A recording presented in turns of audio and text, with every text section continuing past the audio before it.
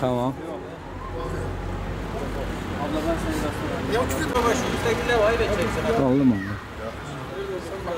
Buradan özellikle ben Adıyaman'ın yetkililerine seslenmek istiyorum. Öncelikle Ankara'da bulunan 5 tane milletvekilimize.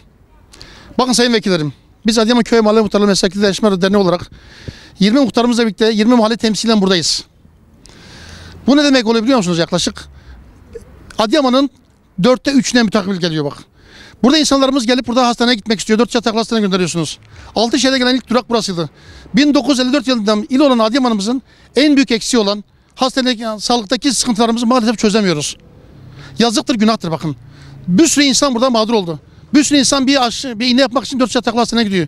Bir nabız yok, bir nabız ölçmek için oraya gidiyor. Ya kardeşim, adam zamanında Erzurum'da Sağlık Bakanı iken Erzurum'a 7-8 tane hastane varken bizim 3 tane hastanemiz vardı. Adamla burada tartıştık, bakanla başa çıkamadık. Şu an yeni bakanımız tamam söz verdi. 2019 dediniz geçti. 2020'ye girdik. Daha belli değil. 2021 gelse bize bir tarih verin. Deyin ki arkadaşım bakın şu hastane yazıktır, günahtır. Şuna bakın gösteriyorum. Adıyaman Üniversitesi Eğitim Araştırma Hastanesi de geçiyor. Koca bir tabelası burada bakın. Sadece tabela. Tabela. Ve altına biz maalesef tinerci, balıcı, it, köpek, soyu sopsuz girmesin diye kapattık orayı. Çünkü çevredeki insanlar rahatsız oluyordu.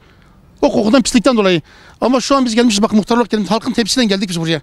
Yazıktır, günahtır, sesleniyoruz bakın. Sayın milletvekillerim, sayın valim, sayın belediye başkanım, sayın siyasi partiler. Ya artık Allah rızası için elinizi vicdanınıza koyun. Bu kadar insanı mağdur etmeyin. Bakın buraya yaklaşık 200-300 bin kişi burada, bakın burada hastaneye geliyordu buraya. Turgutayız Mahallesi'nde bulunan bir yer. Kayalık'a, Malazgirt'e, Cumhuriyet'e, Fatih'e, yani yaklaşık 9-10 tane mahalleye hizmet ediyordu burada. En az 150-200 bin kişi burada hastaneye geliyordu. Ya yazıktır, günahtır. Ya siz neyin peşindesiniz kardeşim?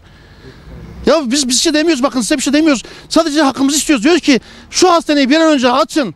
Buraya bir temel atın. Yazıktır, günahtır. Bu kadar insan burada mağdur durumda. Zaten amacı dışında kullanılamaz. Zaten burası Zomabagil tarafından, Hacı Mehmet İnan tarafından hastane amacı olarak ama hastane amacı dışında kullanamaz. Tamam, devletim şu an belki maddi yönden biraz sıkıntı yaşayabilir. Sıkıntı içinde olabiliriz. Ona da eyvallah. Bize deyin ki 2021'in sonrasında, 2021'in başında deyin. Bir tarih belirleyin bize bakın. Biz halkımıza bir cevap veremiyoruz bakın. Biz muhtar olarak gerçekten bu konuda müzdaribiz bakın. Yani en son çare ne olacak biliyor musunuz? Burada dernek olarak muhtarlarımızla birlikte bakın bu bir tehdit değil, yanlış anlamayın. Açlık grevine başlayacağız bu hastanenin açılmasının için. Şu an bakın bizi hasta etmeyin. Bu soğukta bak titriyoruz hepimiz. Vatandaş buradan mağdur durumda. Yaşlı hastamız var. Ya çocuklarımız var. Sayın Cumhurbaşkanımız, Sayın Recep Tayyip Erdoğan, Sayın Cumhurbaşkanı lütfen. Belki milletvekillerimiz size söyleyemiyor olabilir ama biz sizin temsilciniz olarak diyorsunuz ya, bizim temsilcimiz muhtarlar diyorsunuz ya, size sesleniyoruz. Allah rızası için hastanemizi bir an önce Adıyaman hizmetine sunun. Çünkü sağlık çok önemli. Vatandaşımızın sağlığı bozulmak üzere. Gerçekten yaşlı kitlemiz çoğunlukta. Çocuklarımız mağdur durumda. Burada bir sürü insan işsiz kaldı. Bir sürü eczane kapandı. Onu da boş verin. Bizim sağlığımız tehlikeli. Biz sağlığımızın bir an önce emin yerlerde olmasını istiyoruz. 4 yataklı hastane Adıyaman'ı kaldırmıyor. Her yerde araştırma hastanesi var, şehir hastanesi var. Adıyaman'ın hiçbir şeysi yok. Sahipsiz memleket demek istemiyoruz. Buradan 5 milletvekiline sesleniyorum. Hep birlikte hastanemizi istiyoruz. Bunun ayrısı gayrısı yok. Burada hepsi gerçekten halkından dolayı, vatandaşlarından dolayı çok mağdur durumda. Çok sıkıntı yaşıyoruz. Biz köprüyüz bakın. O köprüyü yıkmayın. Gelin bu köprünün yıkılmasına müsaade etmeyin. Muhtar, devlet halk arasında köprü görevi görüyor. Eğer biz halk tarafından bize karşı inançlarını kaybederlerse bizim de inancımız kaybolur. Dolayısıyla toplum tamamen darmadağın olur. Muhtarların sesine kulak verin. Çünkü muhtarlar halkın sesidir. Bir an önce hastanemizi istiyoruz. Bu hastanenin artık gayrısı kalmadı. Çıkın biriniz basın açıklaması yapın. Deyin ki hastanemiz şu tarihte, şu gün Allah'ın izniyle yapılacak deyin. Biz de vatandaşımız o anda kendisine gerekli cevabı verelim. Çünkü artık bize inanmıyorlar. Artık biz de size inanmıyoruz. Lütfen. Lütfen sayın valim, sayın belediye başkanım, hepiniz elinizi taşın altına koyun. Sayın milletvekillerim, buradan Ankara'ya sesleniyoruz. Biz halkın sesiyiz. Lütfen hastanemizi istiyoruz. Artık bunun kaçarı yok bakın. Artık kaçarı yok. Biz söylemekten usanmıyoruz.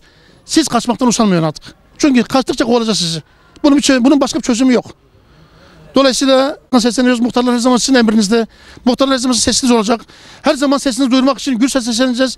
Hiç kimseden korkmayacağız. Çünkü biz sizin vermiş olduğunuz destekle biz buradayız. Muhtarlar sizin emrinizde olmaya devam edecek. En iyi muhtar, en iyi hizmetkardır.